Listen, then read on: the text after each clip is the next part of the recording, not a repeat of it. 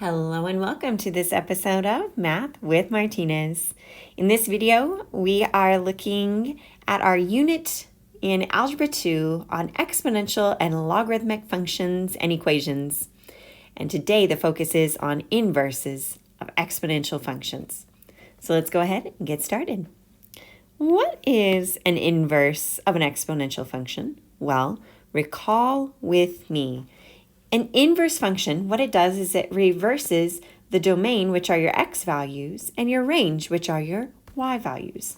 So if we would have had an exponential function like y equals, and I'm just going to make it all very general, our base b, raise it to the x power, right? That's the format of an exponential function. The inverse means that what we would have is our x and y values reversed or switched. Just like so.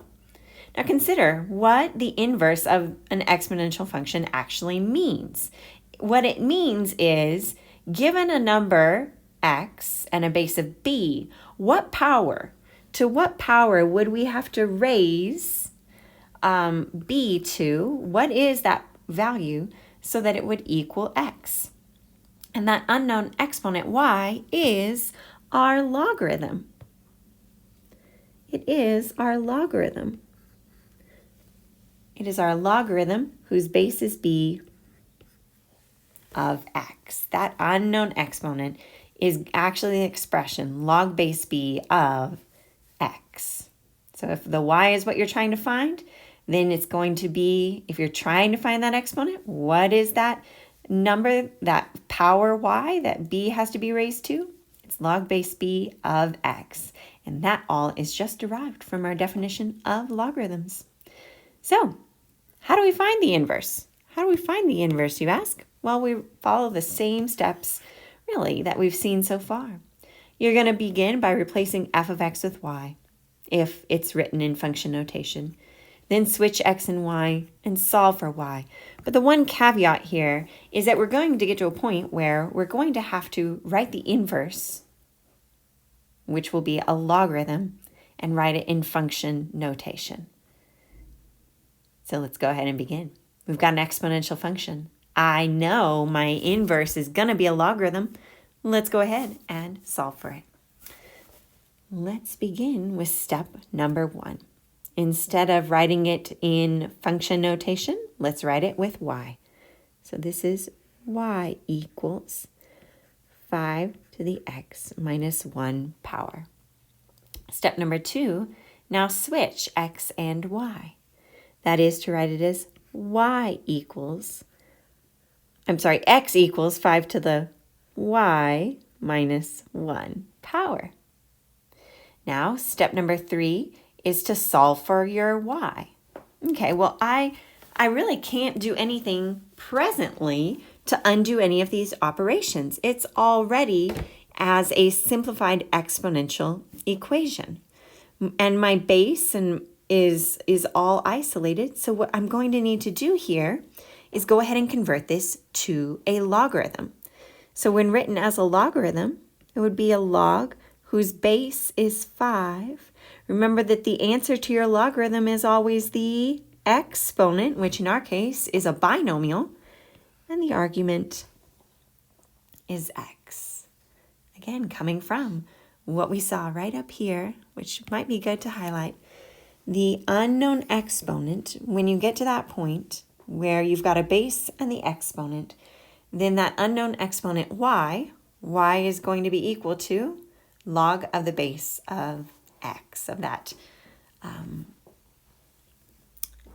number x. So let's just go ahead and finish this off. Now we need to finish solving.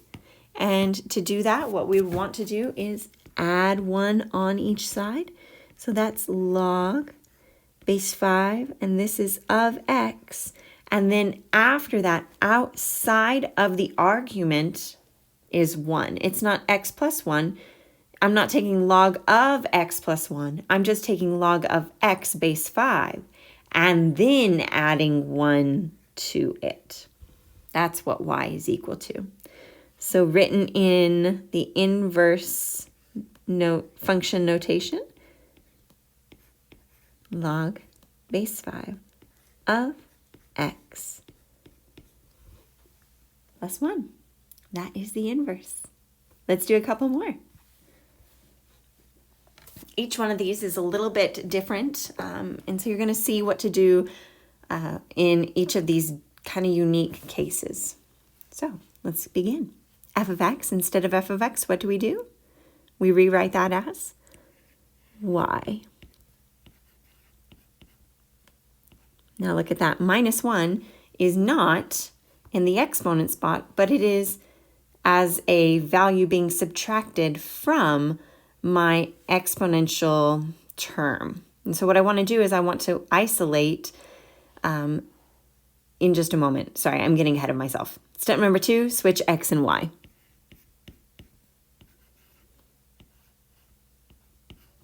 Now step number 3 is to solve. And so if I'm going to solve, the first thing I want to do is add 1 on each side because that's an operation I can undo to get my base isolated.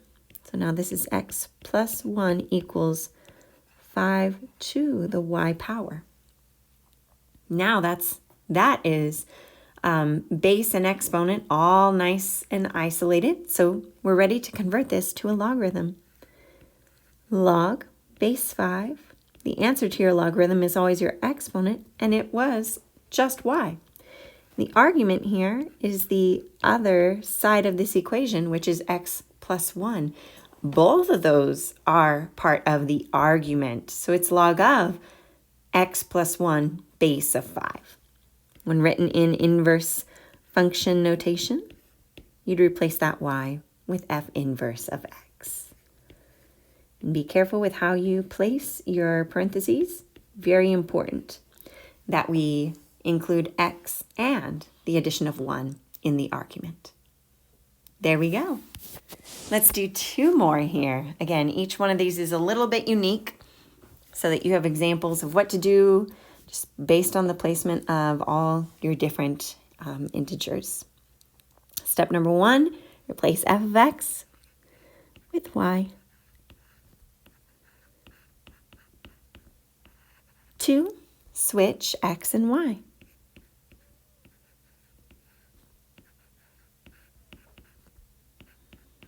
3, solve for y. First step in solving for, I need a y. I forgot to switch it. Okay, first step, what can we do? First thing that we can undo is, in our solving process, subtracting 2 from each side. And that's going to give us x minus 2 equals 3 to the 3 base 5 to the y power. And there's still more that I can do. Next, what I'd want to do is, because my 3 is multiplying with that base, I'm going to divide each side by 3. That's going to give us x minus 2 over 3 equals 5 to the y power. Okay, now we're ready to write this as a logarithm. So let me go ahead and take a moment here. Actually, let me do it like this. Take your little arrow, point here. We've got a little bit more room. So what would this be? It would be log, whose base is 5. Remember, the answer to a logarithm is the exponent, and all that was in the exponent position is y. And this entire argument, all these operations on x are going to be in the argument because all those operations were what the equation equaled. So now let's go ahead and write it in that inverse function notation.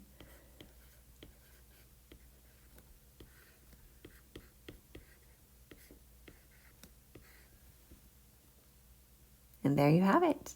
That's the inverse for example C. Last of all, let's look at this one. Step number 1, replace f of x with y.